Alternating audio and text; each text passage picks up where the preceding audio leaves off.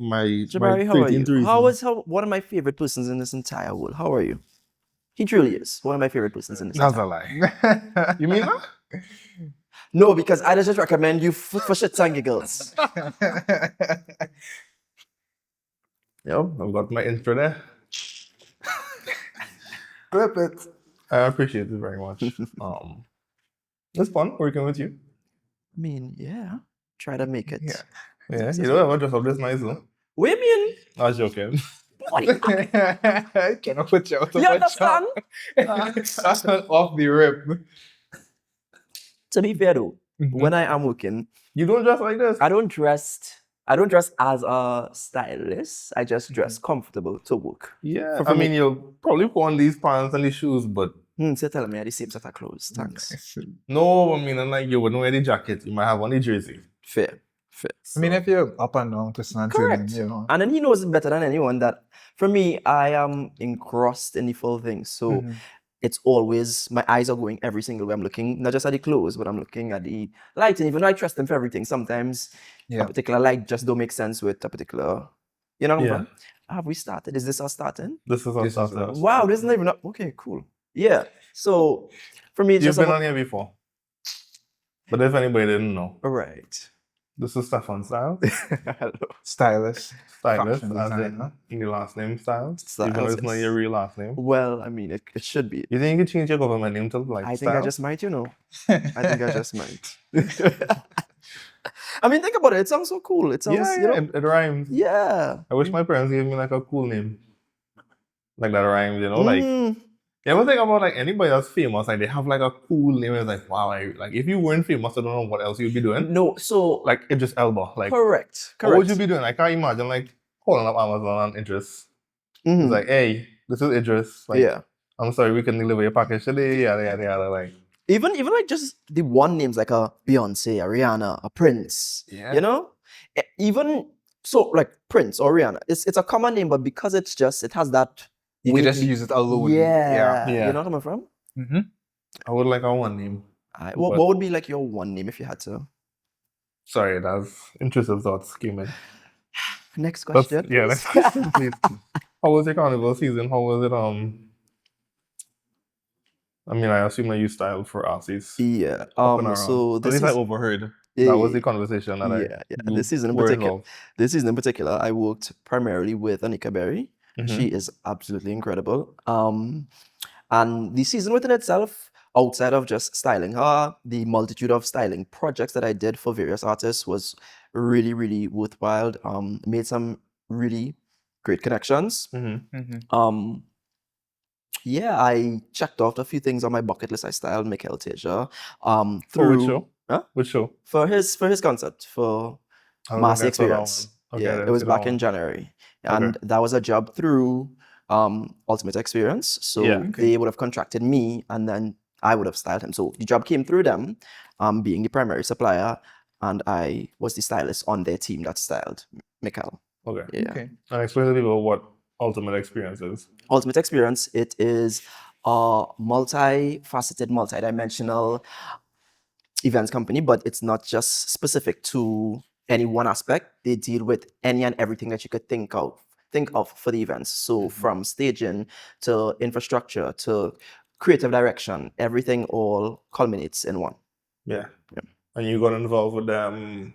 I got involved with Ultimate Events through the Lost Tribe in particular, right? So the Lost Tribe, for those who don't know, Carnival band under Tribe group of companies. They are the reigning band of the year for the 4th time. So big up to Lost Tribe. Band of the year is costume design, or is it like what goes into it? Like when you say the title of band of the year? Yeah. So winning band of the year, basically it encompasses everything where the band is concerned. So we're talking about the presentation of the band, right, as a unit, right, from the first section to the last section. It's looking at the story that the band is telling, so the presentation as to what theme it might be. It's also point systems in different various tones of whether it be your costume design, color, fabrication, etc., etc. So, so when you hear the term band of the year, and then when you see like who wins band of the year and the point systems, it's breaking down into different variables. Okay. So the original question, I would have been involved with Lost Tribe, right? Yeah. Both as a committee member and as one of their in-house stylists. And then the opportunity came for me to work with their talent company. So that's the Lost Tribe Talent Bank, and that also deals with specifically events where talent costume relations are concerned. So if you have a particular event and you want, performers, whether it be dancers, traditional characters, etc., you go through the Lost Tribe Talent Bank. So I was their talent manager for a while, and within that, that's how I got fully introduced to Ultimate Events. So Ultimate Events and Talent Bank, they work hand in hand most of the times to bring a product towards the. Okay. You said you style for Lost Tribe. But for the average person, Lost Tribe just makes costume. Well, so it's yeah, kinda like how are you really styling costume? Style in the sense of it really works one-on-one with Talent Bank, right? So sometimes a job that you might get, it mightn't be a live performance, it might be a music video or something within that construct. So it's still a level of styling in a sense, where you take the piece and you could not necessarily deconstruct it, but you reimagine it. Okay. So a lot of the times, a lot of the pieces or a lot of the jobs that may come my way as a stylist involves me pulling pieces from Lost Tribe and then reimagining it for whether it be a music video or a live performance or etc. Yeah. So there have been a few times where I got access to some pieces, and you are able to see the transition between it being on the road and then being for a music video or etc. So I remember I worked with Nadia Batson, and there were two instances where I had this idea of the perfect costumes from Lost Tribe for a few of her shows, right? One being from the year that we did 2020 and it was a costume designed by Tiba Tibbs or Tiba Bod. And then it was Patrice's I Am Woman show, I believe. Where did she have one this year?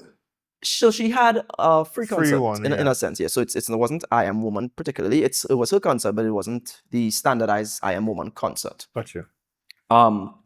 I did a look for Nadia that was inspired by one of the sections from the year that we did Anansi, and it was like a lot of patchwork situation. She was very detailed and descriptive as to what she wanted, and from the time she said patchwork, I was like, oh, I have this incredible costume that I actually could take and deconstruct. This was the first time I actually took a costume and I deconstructed it fully and reimagined it into something else. And that was one of my favorite looks. I think I'll send you the photo and you can probably put it up right here. Yeah, we'll put it up. Yeah? I think he's... Yeah, I know which one he's talking about. I know which one he's talking about. It's okay. That's one of my favorite looks of all time, if I had to say, to be honest with you.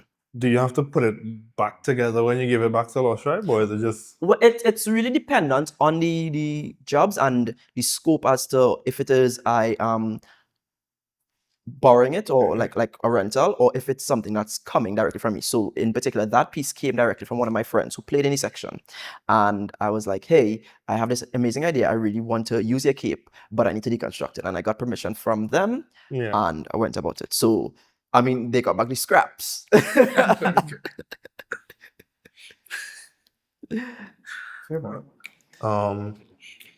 Does it like feel... I don't know how to explain it. But now that we're old people, right? But like you see these soca artists on TV, and then all of a sudden you're like working with them in prison. Does it like feel like it's happening too fast, or were you ever like, I don't think I have a right word or a right way to phrase it? But I get what you're saying. Essentially, like, okay, my first day at the studio here, one of my first days at the studio was a commercial that was like 3 soca artists. And I just kind of had to show up and be like, oh yeah, voice and like Patricia just, hey. Right. You know? And it's kind of had to act cool. Yeah. You know? For me, so I'll be very honest with you when I say this, and it's going to sound a bit bad. I don't really get starstruck. I don't get starstruck. It's not that I was starstruck. But it's more of like, it's like that surreal moment. It's like, just, oh wait, I'm in the same room with these guys. Like you never really thought like you'll see them on TV and you're like, all right, cool. It'll be nice to meet them one day. And actually meet them and you're like, or if you walk cool, past like, in the street, it's like, okay, yeah, I've seen It's you like in yeah, TV, that but happened. Like we did then a to be project. working with them, Right. or well, working for them, Yeah, whatever the case. my experience was a bit different in the sense that I hear what you're saying, right? But for me, a lot of the artists and a lot of the jobs that I've done it within my career, I kind of manifested it into being. So it wasn't so much of a insert word, right? Yeah. It was just like, okay, I manifested this and now I'm making it happen. But it also goes hand in hand with saying, I think for me, my mental construct is that I treat people like people. So whatever title that comes with it, unfortunately, but fortunately, I just see you as a person first. I see you as a canvas, you know. And I think that is what has helped me a lot within my career. I come into a space and yeah, this one, that one, this one, and great, amazing. But also, I still see you as a person first and foremost. I see you as a person, but then I also see you as the client and my responsibility of the job. Yeah. So once I step into a space, I think for me, my sense of work just kicks into overdrive. You know. Yeah. Space. What's that? I love it. No, I was just. This is just me, like being me. Can you tell us what is Mood, or where Mood came from? What was the inspiration behind Mood? Okay. So Mood, the brand, Big Mood TT, it was created and founded by Atiba Board, Tiba Tibbs of AB Design, and myself, Stefon Styles. And basically it just came from two brethren, two creatives. We both work and occupy the Lush Tribe space. Atiba is a phenomenal designer for Lush Tribe for the past several years. And just randomly talking a day, talking about creative projects, talking about interests, and we both was just in a space of like wanting to create. And it just came organically, and Jen was like, hey, well, I'm doing this, you're doing this. Let's merge and see what happens. Yeah. Honestly, it really had no plan or anything behind it. It was just us talking as creatives and seeing, well, all right, we kind of are on the same trajectory. We have similar vibes and similar styles. And it just blended together and it worked. Yeah. Did it have any kind of like pitch? Seeming that y'all were already working with Tribe, did it have any kind of pitch to them to be like, okay, this is the plan that we have. What do you all think? Or is it that they give y'all full creative freedom? It's like, hey, if that's what y'all want to do and we back your vision, go for it. So Mood within itself, I would say, is a separate entity that is on alignment with what the group of bands do, right? So Mood within itself, it's not I want to make sure I phrase this right. It isn't a section in Tribe per se. Well, we are getting to that shortly. In the sense of Mood started off as and is its own entity, right? Okay. And it works in conjunction with the band. So because we are both representatives of the band in different elements, right? The brand within itself facilitates anything where the band is concerned. So Mood facilitates anything where the band is concerned. So the band is coming out every particular year with a particular color. Mood always ensures that we have a color that's gauged correct. This year in particular, Mood and Is that why you're blue today? Sorry? Is that why you're blue today? That was actually a coincidence. That was a major coincidence. I just thought about it. But hey, Mood and Mood Carnival in particular, this year, we transitioned into being a marketing section for the band. So alongside with Mood and everything the brand stands for as a Monday Wear Collective, we are also now a marketing section for the Tuesday costume. And the Tuesday costume is, again, designed by Atiba Board. So we were able to capitalize both Monday and now Tuesday, where the brand Mood is concerned. Yeah. So, yeah. How does your styling help to design clothing? Or do you think it isn't really like that much of an influence at all? For me, I think I see style, I see clothes, I see fashion just in totality. So my brain is always thinking and always being inspired and always learning and always growing. So I think neither one cancels out each other. It just works in tandem with each other. So I might see a particular style and think, oh, this would look so cool like this, or this might look so cool reimagined like this, and it might inspire a design from it, you know, and vice versa. I might see. I'll sound crazy when I say this, but fabric always speaks to me. Like every time I go into the fabric shop, I'm always gravitating towards the fabrics that just jump out and speak to me. And we have that kind of language where Yeah. I'm there. Well, you and go there so much that they kept the shop open late for you. They did. Listen, thank you so much to everybody at Jamaica Brood. I appreciate you all so very much. You have no idea. That's when I knew that I was like, all right, you're doing the right thing, because people see it, people support you, and people are also going out of their way to ensure, your project and your dreams and everything gets done. Yeah. That was that honestly touched me. That was really, really kind of them, in all honesty. But like, okay, is it that they're just closed, but they still cash and everything, or like? No, what? the store was completely, when I tell you, And they were completely like, closed. Okay. Literally, the store was closed. People were, the females had their handbags on them. Everything was shut down. The lights were coming off, and the security guard saw me, and I'm really good with the security. And he's like, "All right, come quick."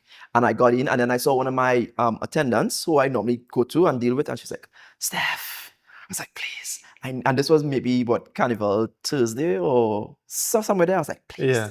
please." I feel like we need to start we need to get better names for the week before Carnival. I agree. Because you telling me Carnival Monday, that could be actual Carnival Monday or the Monday before Carnival. And that's messing me up. Because I made a plan for something, and the person was like, "Yeah, well, Carnival Tuesday, like, we'll link up and I'll get your X, Y, and Z." I was like, "Carnival Tuesday, like, which day?" Actual which Carnival Tuesday? Tuesday, like, in the middle of the road, you're gonna meet up, or like, we talking about the week before? Because if it's the week before, that's great. If not, Yeah. Now, let me I know. always refer to it as the week of Carnival. So the week of Carnival will always be, for me, the Monday before Carnival Monday. That's if anybody's asking me about anything the week of Carnival, it's always the week before the actual But you parade, Monday state and Tuesday. the week of Carnival? Yeah, yeah. Okay, great. Yeah. I try my best to. I might slip up now and then depending on the level of stress, but for the most part, it's always known as, for me at least, the week of Carnival. So you have the lead up the entire week. And then I think people don't really say it anymore, but back in the day, I sound like an old man when I say back in the day, but a few years ago, people would specifically quantify Friday as Fantastic Friday. Yeah. Right? I don't think they do it much anymore. It's not within the same It's still scale. done as a thing. I went to an event and they said Fantastic Friday, and I was like, Okay. And that was recently? yeah, All that's right. it. Interesting. I haven't heard it much, and I think for me, within my psyche and my zeitgeist, I don't hear it that often, or at least in the magnitude that I remember hearing it back in like 09 and 08 and 06 and going back. You know where I'm from? Yeah. So yeah. Yeah. Okay, that's fair. For the Carnival, what does the Carnival Monday and Tuesday look like for you as a stylist? You talking about Carnival Monday and Tuesday? Yeah. The week before? Yeah. The actual Monday, Tuesday? Yeah, Monday, Tuesday on the road. What does that look like for you? Is it that, well, business closed, I on the road, or is it that, all right, I have, let's say, a particular artist to meet because they want their costume to be styled in a particular way? What does that look like for you as a stylist? The question is multi-layered, and I think both answers are true in the same regard. There are instances where it may not necessarily be like full on work, but if it is like I am with an artist for the season or whatever the case is, the intention will always be for us to be on the road together, right? Yeah. And within being on the road together, sometimes it does involve, all right, making sure you're tied up in your costume perfectly. And some of my artists, it might be a situation where, yes, we have the costume on, but let's elevate it by figuring out, because small details are also styling. I think sometimes people don't realize that, like the very, very minute details are styling. What shoes to wear, what earring goes with it. If it is you want to have like a thigh bag or something else, it's a matter of styling. So that's what I do with some of my artists as well too, right? For the most part, Monday and Tuesday for me is primarily, I would say it's dedicated to the love of the mass, right? It's also dedicated, Monday in particular, it's full dedication to where mood is concerned and making sure that when we hit the road, we as a collective, the mood team looks incredible. All the mood masqueraders who've purchased from us feel incredible. And if there's anything that anybody comes up to me or Atiba or anyone from the mood team, if we can assist them on the road right there in that moment, we absolutely can and will and have done. So, for instance, I saw a masquerader. She didn't tie her sleeves properly. It's like, hey, do you mind if I assist you in properly tying your sleeves for you? Because again, I want everybody to look great in their photos, feel great when everybody's complimenting them, etc. So, as much as it is, we are on the road to all have a great time, it's a level of ensuring that the work that you put out into the general public is the best quality that you could possibly imagine. So, it's, I would say, a level of duality between Work and play. More play for sure, but definitely ensuring the work is up to standard. And then the week before, what is that like? That the week As a before, stylist, yeah. Carnival week. Carnival week, yeah. Can you see? Or the week of Carnival, yeah. No, Carnival week. Carnival week. It is insane. What was the season like? Absolutely insane. Okay. Start on Monday. If you 12 could a.m. remember as much things as possible. Let's see. Because I had to shoot a couple events, like you said, maybe I think the most was like 2 in a day, but sometimes like late night, early morning. Basically, it was some fantastic Friday That was to Tuesday. Yo, crazy business. So the week of Carnival, that Carnival week, every single day, there were at least 2 to 3 events where styling was concerned. So Okay. I was primarily styling Anika Berry for the season, but I also had multiple artists. So I had Keone, I had Tevin Hartman, I had Jadella. The list goes on and on, right? And every single day, there's like at least 2 to 3 events. And where the artists are concerned, sometimes that means 2 to 3 different looks. Yeah. So it's fittings, it's either coming to collect or delivery. It is being at the events with them and ensuring any last minute changes, any last minute fixes needs to happen. It's also dealing with mood, because that week as well too is also where distribution happens, right? It's also dealing with Lost Tribe, because that week is also where costume collections happens. And now that mood is a marketing section, of course we need to ensure that we are there for our distribution section. It's me also collecting, costumes for myself and the team. It's what else? Working on individual pieces, because we also had a few individuals who wanted to be part of the section. So it's costume upgrades, it's new costumes, it's a full-on production. The week of Carnival, if you had to sum it up into one word or one phrase or one sentence, it is a week of chaotic but beautiful production. Yeah, non-stop. Every single day from Monday to Fantastic Friday to even Carnival Sunday was running on maybe like 2 hours of sleep. If so much. If so much. I can see that. You literally close your eyes and then your alarm goes off. Literally. Like, yep, it's time to go again. And I can imagine for y'all, I mean, mine probably wasn't as bad as that. Like, this was my most intense carnival, but it still wasn't like insane. Yeah. Okay, fair. Because I had like one thing to do during the week. Then from Friday, I believe like the action really started. Right. So it's like an event in the night, 2 the next day, like 1 in the morning. And then how do you sleep for lunch? Well, so that's what I was going to ask. Because where do you find the time to sleep, but also as a photographer, or videographer? Because people want stuff like rapidly to put out. Well, I was strictly working with one person this season. Okay. So they like kind of handle everything. And we kind of had the certain things like I had to deliver immediately, like their stories and stuff.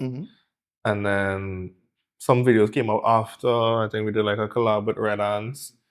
And then they had like a Carnival recap. I could probably show you that one after. Yeah, please. I felt low-key emotional editing it because I was kind of like, we kind of like went through all of this whole season just figuring it out. Because we were supposed to get some event tickets and then we had some issues with that. And then I'm getting through the event tickets and now we're kind of like, all right, cool. We went through hell together. Now we're just kind of like... This carnival... We had trauma bonding. For sure was a bunch of trauma bonding. It was so emotional. Both physically, emotionally, mentally. Everything just kind of happened one after the other, all right? So yeah. I haven't spoken about this publicly as yet, but within the midst of Carnival, there were like a lot of death around myself and a lot of people who I know and just our community and everything within that realm, like the Carnival and the arts and everything. Yeah. So dealing with that emotional weight and also dealing with the physical weight of the things that you need to get done for the Carnival season. Yeah. That balancing act between, all right, I need to rest this down so I could deal with this, but I need to pick it back up right after because I can't just leave this here and not deal with it, you know? So it was a lot. This Carnival was one for the books, both, I don't want to say positively and negatively, but it was just a lot on both ends of the scale, you know? And how we overcome and we get through that was something really profound. Yeah. How would you compare like your styling with artists? When was the first time you styled artists? Oh, she asked me to go back in my brain. The first time officially I styled would have been back in 2019, I want to say. Or maybe That was the first 2018. artist you styled? Yeah. How would you compare then to now? Like, you 18 styling somebody, like, what was it like then? Mm-hmm. Because I assume you would have developed some kind of new systems and processes and how you just see people. Sometimes Yeah. I'd be like, all right, I like these clothes and I think you'll fit this person. You just throw it on them and then I kind of like, all right, what is going to fit you well? Right. I think my process is always evolving. So the same love that I had for styling back then, it's still present right now, but it's just evolved and elevated, I would say, because there's no right or wrong in my book. It's all about like learning, right? It's very much a on-the-job training scenario. And as much as you could be educated about it, until you're actually doing it, it's when you fully, understand various tricks, various methods, whatever. You develop your process, you also develop your style identity. So for me, something I realized that I loved was texture.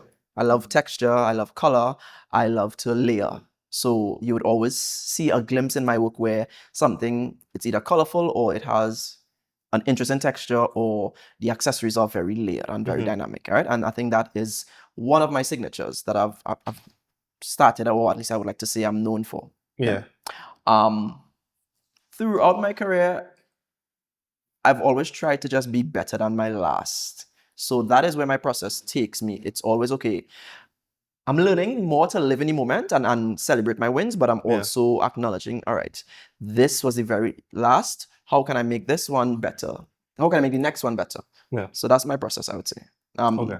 And just looking back at where I started and now where I'm at, I think I could give myself a little pat on the shoulder. I think I could give myself a little pat on the shoulder. That was going to lead to my following question, which would have been, have you looked back on any of your styles that you would have done and you was like, what was I thinking? I don't know.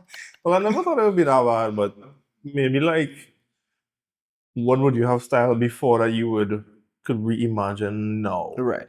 For one, I think I am my harshest critic. I am super hard on myself, which I'm trying to get better But I think at. that's normal as artists, and I think it's fine because it helps us to be better. True, 1000%. Maybe is it the best thing? Probably not, but it helps us to be better. Like, you might make something and you put it out there and people are like, oh yeah, I love this, and you're like, no, I hate this because the stitching on it is terrible and I really want the texture to be like this. But then you make the next thing and then you're just kind of like, sometimes by the time you put something out into the world, you've gone through so much emotions with it that you just fell off. Yes. So at this point, I was post because I'm fed up. I'm just kind of like, all right, correct. cool. So actually, I had this conversation. I thought like I'm not dead. I had this exact same conversation recently with one of my friends in the industry, Mary Colette, an incredible designer, and we were just laughing about a post that she made, and it was her spending a lot of time editing it, and when she put it out there, it was like, oh, well, this is wrong. And I was like, girl, this just happened to me, and I had to pack up for the day and go and sleep because, but the general public doesn't really see that. So even in the midst of styling and anything that you're doing, once you put out something, the general public is just going to see what you want them to see or what you are putting out. They're never going to see the things that you actually see, which is this stitch is incorrect, or, the stitch went so and so, or you didn't align this gem properly, or the audio for this video is not syncing properly or syncing the way you would want it. And I know for you, in terms of photography and video, that would be like a major irk when it is you realize the video isn't synced like maybe 1.5 seconds. You understand what I'm saying? But nobody really is tuned into that. That actually happened today. I was editing a video and I was like, I feel like this cut looking weird, and he's like, no, it looks fine. And I'm just like, because I know something was there before, my brain is like, it feels like something is missing. Correct. So to answer your question in totality, everything that I do and I put out, as much as I see certain errors and flaws or whatever, when I put it out, I let it go. Or at least I try my best to let it go. And it does what it needs to do for that particular moment. And I make the mental note of, okay, so this is what happened, this is what went wrong, and this is what we need to do on the next project so that doesn't happen again. So it's always a self-examination at the end. Once you put it out and you release it, it's very much, all right, I'm releasing this knowing what I need to do to make something better going forward. Yeah. Do you get like maybe not now, but did you get pushback on ideas that you had when styling people? All the time. All the time. What I have learned is to let me rephrase that. Cut that part out. I would say this. So whenever I get pushback, it's not in a negative sense, right? And I don't receive it as that. I think from having consultations first and foremost to then creating and styling and being a part of the production and being on set, etc. It's a full-on experience, right? And sometimes that experience, depending on the ideas, depending on what's happening, it always evolves and it always changes. Yeah. So if it is a client comes to me with a particular vision at first, and then, all right, this is where I think I could take it styling wise, and they may not see it in my viewpoint, I take a step back and I ask myself the question, well, okay, one, what am I not understanding from their views? And also, where could I meet them where they are at, right? When I'm styling artists, it's always, for me, I always want them to see themselves the way I see them, but never change anything. So it's their brand and it's their image and it's whatever they want to put out to their audience. And my job is to just refine that as best as possible, but also see it through a styling lens that they appreciate from me. So if you reach out to me for something, it's because you've seen something and you appreciate something in what I do. And that is what I try my best to bring for any and everybody. I want you to see yourself, but through my styling eyes. Yeah. Yeah. Do you know what the deal is with, like, I mean, I don't think I saw it this season, but do you know what was the deal with, like, soca artists and wearing, like, suits? You know what I'm talking about? No, I don't know what you're talking Like, you can't tell me you've not seen, like, a soca artist performing on stage and wearing, like, they went a on suit like or, like, a trapeze. this traditional wear, and I'm just like, bro, I know it's hot in there. Okay, yes. Okay, then I know what you're talking about. Are you influencing that? Next question. No. I don't have an answer for you, to be honest with you. I think But you know what I'm talking about, right? Like, to a certain I don't degree, think I saw it that much this season, so I can't really, like, give you, like, an exact, hey, Example. this person wore this thing, but Yeah. I've definitely seen it before. I'm like, why is voicing, like, A trapeze. listen, I think everybody has creative and you know, voice have to liberty. jump up too. Everybody has creative liberty. I think it really is dependent on just one, the vibe of the season, and the vibe of that artist for the season, specifically. But Yeah. also, I think sometimes a lot of people, a lot of artists, a lot of Shout out voice, huh? That wasn't a hate. That was just the we first love person we that love comes us. to We, my we mind. can behave, but no. I think a lot of artists, they are always evolving. Like every season, it's always an evolution, right? Yeah. Whereas just like a standard American artist, they put out one album.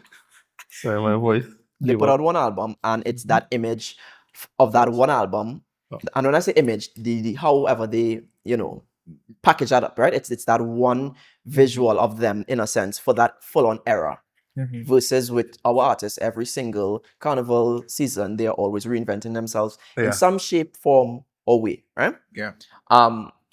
Sometimes it's a hit, and sometimes it's Yeah. almost hitting. But I think everybody just deserves a little bit of creative liberty to do what they need to do and Oh, find no, what for they can find. sure. But I just feel like it's hot in there, boy. Yeah. What I will say though, I feel like a lot of fellas. And Nico, I feel like you have to style somebody and you're like, yeah, suit's cool. I think a lot of fellas are getting better, and a lot of fellas are being a bit Yeah. more open and daring to, letting I that. love the streetwear style. I love the, Yeah. like, wear something a little baggy and everything gotta be tight and... Yes, my question following would be, how do you guide an artist's vision, as Jabari would have been like, a suit? Okay, I see where you're going. Let's leave it on the But- table. Let's put it over here though. But Let's the option is still on the table. Let's talk about these things. how about we elevate this? Like, how has been your experience with guiding artists' vision? Where I see where you're going, but how about we go this direction? Is there at any point in time a little pushback, or is it full trust? Where it's like, you know what, that's what you're here for. Right. I think I'm blessed enough to say that while I think pushback, and maybe we need to change that word, but I think Pushback is always going to be a part of life and your career, right? In certain frequencies. How about But resistance? I don't know. Maybe the resistance sound like a stronger word. yeah, I don't know what the word is. You know what? We'll find the word and put it in here after. But I think whatever Critique, that... maybe? Huh? Critique? Maybe. I think the critique always comes from a space of being daring and wanting to step outside of that comfort zone or outside of what that familiarity is to you as an artist or just as a person when you're being styled, right? So for me, I try my best again to meet them where they are at, but to also show them this is what we could do. So if it is your comfort zone is just wearing suits or suit-like or whatever the case is, then my job is to show you different styles of suits, right? Also show you different styles altogether of what this could be reimagined into. So you have your standard suits, then you might have like, and I'm just breaking it down in layman's term, right? You have like a standard suit, then okay, if it is, I know for a fact Stefon styles, my energy and my brand is color and texture. I'm going to introduce you to suits that, are interesting, whether it be through various colors or various textures or various styles as to how the suit is, sewn and done and constructed, or making the suit feel a bit more urban within the styling within itself. Yeah. So that is kind of where that pull and push comes in, and that's where we kind of meet in the middle. So you still are able to achieve and get the look that makes you feel comfortable, right? Because for one, where artists are concerned, you always need to think of their comfort level on the stage. They need to feel confident. Yeah. They need to feel comfortable. They need to ensure it's functional to move and jump and wave and, you know where I'm coming from? Yeah. So you take all those variables into your overall consideration when styling and designing something for them. So sometimes it's never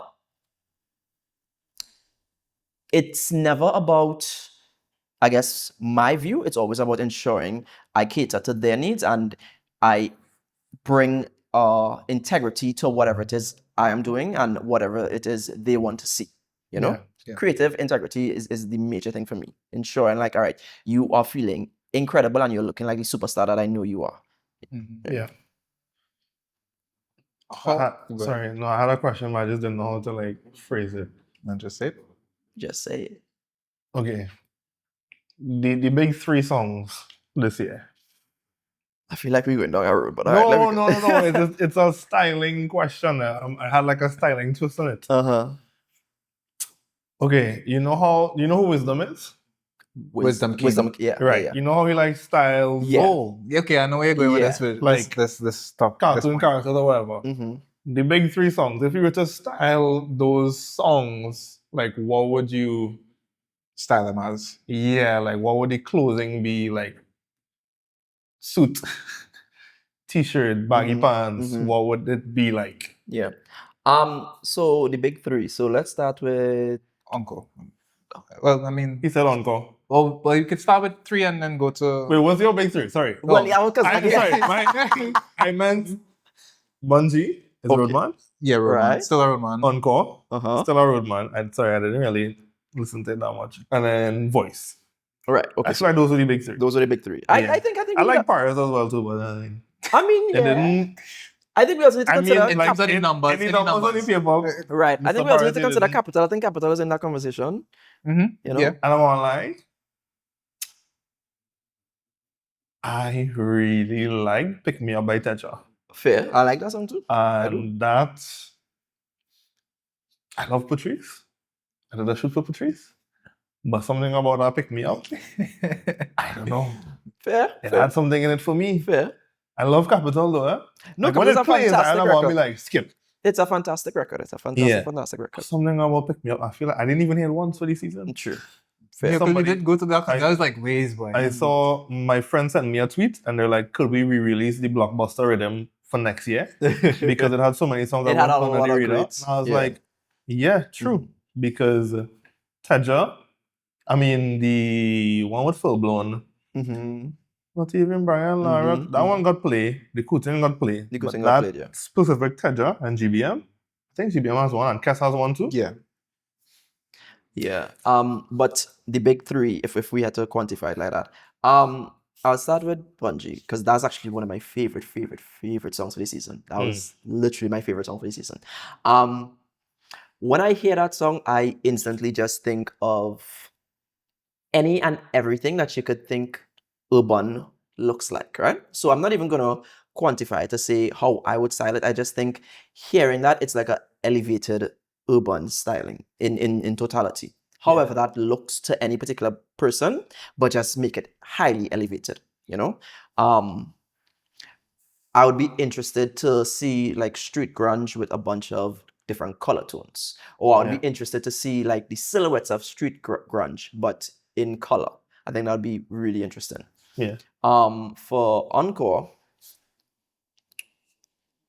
styling wise, I think all props to Double M and his team and his stylist, Shania. She's incredible. I think Big up, Shania. Big up Shania. I think how she and his team and everyone encapsulated Encore from the music video, but also just throughout the season, there's not a thing that I would change. There's absolutely not a thing that I would change. Maybe if anything, just sorry, I'm listening. no, it's fine, it's fine, it's fine. I think if anything, doing a story from so if we're talking about again like just that aesthetic of suits and everything like that, I think doing like a full story throughout the season where it is you start in a particular era and with each performance you move through an era and it brings you to the present because the present right now basically is your encore. Okay. You know where I'm coming from? Sorry. Talk to Jabari for 2 seconds. I have to really quickly. But I catch me up. Sorry, go ahead. This is not how we do the interview. I'm joking. But yeah. So that would be just like maybe my one styling note, I would say. And then the third one being Car Behave by Voice. That one is interesting because that one I feel like I need to sit with. Yeah. Because I feel like it's very active. It's sort of kinetic. Yeah. You know, in all honesty, I don't want to repeat anything that I'm saying, but I see that as like a travel, you know, and the styling of that is, I think everybody in some shape or form, music is so connective that you may not understand it, but it's a connective force. So I would love to see the styling for that represented by like different travel tones or color tones or different aesthetics because it's one connective force. You know where I'm from? I actually visually everything about our life as creatives and just as artists, you know, we try to ensure we find the joy or we find the pain or we evoke some form of emotion. Correct. So for me, I would have loved to see that encapsulated in a burst of color, and that color could have come from just thinking of the excitement of like Juve and Pagua, thinking of the excitement of when you see the poetries bloom. So just like those instances of color and freedom and joy, because I think that's what that song brought up for a lot of people, even though the controversial part of it saying you can't behave. But really and truly, you can't behave because you have so much joy and so much reverence in your heart for this entire carnival season and for these 2 days that it just invokes that level of, you know, bow in you. And that's what I would have wanted to see. Styling wise, I think. If I'm making sense. I hope I'm making sense. Yeah. I think you do. I see it. I see it where, you know, it's a song that's literally promoting freedom and the freedom that we have. And I think the best way to express the freedom that I have is in some form of like vibrant colors. Yes. Just choose your rainbow, put it on. Yes. As controversial as that might be, but yes. Yeah. Well. Hello. Oh, nice guest to say.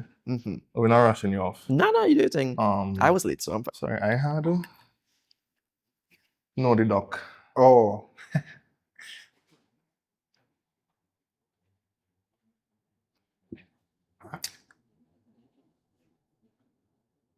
Sorry. You do your thing. I had alright, back on the Monday there for 2 seconds. Because I had a friend that they put their Monday out there and it didn't get received well. Right. Have you had this issue where it was like you put something out and everybody's kind of like, you know what? And you to yourself, should we just like scrap everything this year or it could be even on a production end where it's like, if everything out there, people are loving it, but struggle to get material or shipping it in or whatever. It's like, Do I want what to if go we through this? just, Atiba, what if we just refund everybody everything and we just like kind of forget like this year even happened? Right. Because I know the production of anything around Carnival time just gets hectic. Yeah, for sure. So a secret in the industry that a lot of creatives won't really share. Our lives are not as it looks on Instagram. I could promise you, any particular creative you ask, right? Our Instagrams are actually a lie, a very well curated, truthful lie, because it is the truth, right? There's never going to be success, I think, without some level of friction, right? And it's always about how do you get past that hurdle. So yes, there have been many moments, not just where Monday was concerned, but just styling, design, anything where, okay, you've started off with this idea, but then shit, you can't get the fabric. Oh, am I allowed to curse? Sorry, I've been cursing. I mean, you waited a whole hour. I was not saying. So you can't find the right fabric, or the seamstress or the tailor, or even you yourself, the pattern is drafted wrong, or a bunch of different variables come up, right? For me, it's always about how do you pivot. Sometimes the pivot does look like scrapping and starting over, and you ultimately get the better product because of it. So it's really about creative integrity and knowing yourself, knowing your brand, knowing your customers. Your customers also having loyalty towards you and towards the brand, and knowing, you know what, I'm not giving up on you, or nothing within that concern. Thankfully, both Tibble and myself, where mood is concerned, we've had incredible success, and we thank all our incredible mood masqueraders. It is a journey in a sense where not everything is always going to be right. And it goes back to what I've been saying earlier, where you learn from that experience and then you apply it to the next project as to how can we ensure that same mistake isn't made. What do we need to learn from it? When we have our postmortems, we always talk about the pros and the cons for the season, the pros and the cons from what we've put out, etc. Right? And again, these are things that the public will never see or never be privy to, but you are always seeing the end result in the next product, because within every product we hope and we try to get better and better and better and better. And that applies to Mood, that applies to Stefon Styles, that applies to Tiba Teebs, Lost Tribe Talent Bank. Anything that I put my hands on, I always try to ensure the next project is better than the last. Even if the current project is the best, it's always about never being comfortable, never sitting in that. Yeah. Did you have your postmortem already? I did. We did. And what was your notes? Well, I'm not gonna share that with the whole world. What's wrong with you? What was the good? What was the good about it then? The good was we were incredibly blessed to make our numbers, the numbers that we wanted to, especially with it being one, a short season, and then two, for I guess if we wanted to quantify it where time was concerned, dropping our collection late. So that was one of the major pros for sure. Okay. Yeah. A short season is, I'm trying to think. Why do we call it a short season? Because it's what the from beginning. when the year starts, because you'll start marketing from before anyway. Right. So calling it a short season when I feel like a long season is just like a 1 week extra, really. But so again, let's go back to the conversation about Carnival week, right? And how insane Carnival week is, right? So technically that week is not lost. void. Yeah, correct. Gotcha. That week is lost in totality, right? Whatever it is you are doing, whatever problems you may have, or whatever problems occur within that week span, you have to literally go into ultra drive to figure that out, because everybody is in prep for those 2 days, right? And that lead up, time is lost. Time is no longer variable. You are just in a vortex where you just need to get it solved and move on. Exactly. You might start doing something and then you look up and you realize, oh my God, 3 hours has passed by, and it doesn't even feel like that.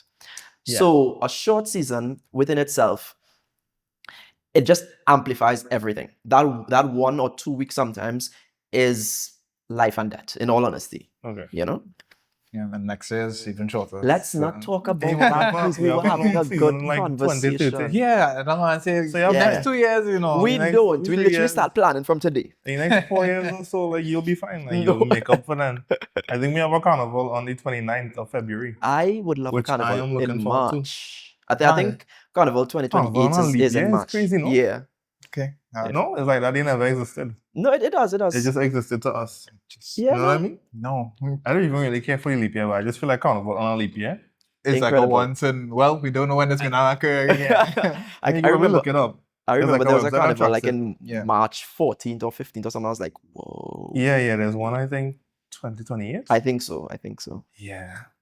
That'd be incredible. Yeah. Jeez, and just your typing is terrible. Oh my gosh. Do you have any like tips for people that wanna get into styling and like how? I know your route is not the traditional way, but styling tips for people then, and people that want to be stylists. Oh yeah, I saw something like this. Yeah. Yeah. See, 2028. 2028, right? What day is what day? You get it 28th and 29th of Feb. Of February? Yeah, so you see those Carnival next year is the 8th and the 9th, and then we're going to see 28th and 29th. So the 2 weeks between it's a lot. No, but the 2 weeks between 2027 and 2028 that you now kind of get back. That's what I was saying. So it's not like we ever I like how you're trying to plaster this. The seasons really just balance out. Right. You know what I mean? It's always just a season. You know what I mean? I'm gonna bring you any production team next year. I agree. For Yeah, sure. let me know. For sure. I would love to. Can I document it? Like, I think you should. I think, Tiba, we have. I will document it and just show people hell. There we go. There we go. The first scene is just you and Tiba yelling at each other. Just enough. Stefon, I told you. Tips and tricks. In all honesty, for me,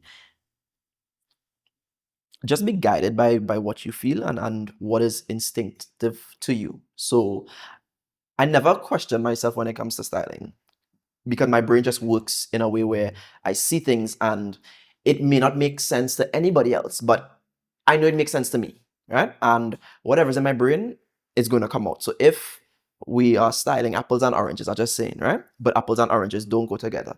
In some element in my brain, yes, it does. And I'm going to show you that it does. So I think my major tip and my major trick is always follow what's instinctive to you and be okay with learning on the go. It's an ever present and ever learning job. So don't feel like, all right, you style this person and you're rich, or you style this person and nobody could, pass along any words of wisdom to you. I think the community that I'm in, where fashion and styling and just the creative industry on a whole, we are so expressive, and it's always good sometimes to hear someone's opinion and see something from a different lens, but also stand confident within what you believe and what you see. So I'm always open to anyone expressing their opinions, and I look and I take it in, and sometimes I'm like, you know what, that actually makes sense. Yeah, we can make that work. Or thank you for your opinion, but this is what it's going to be.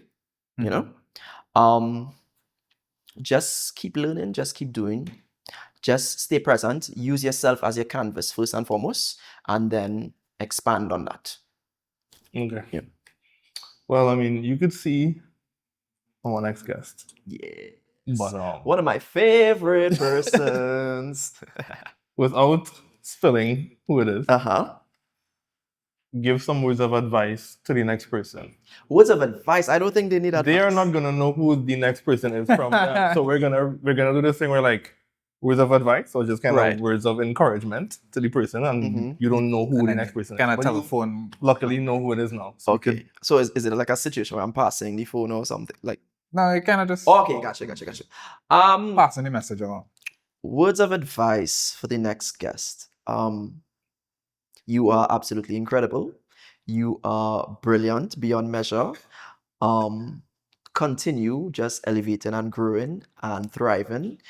I am very, very proud of your journey, both stepping back and seeing it from afar, but also seeing it together with you, day by day in the same spaces. And yeah, just know that you are incredible, and there is no glass ceiling. I don't even think you've reached a pinnacle, so it's just gonna be up and up. So just continue doing your thing and being you, unapologetically.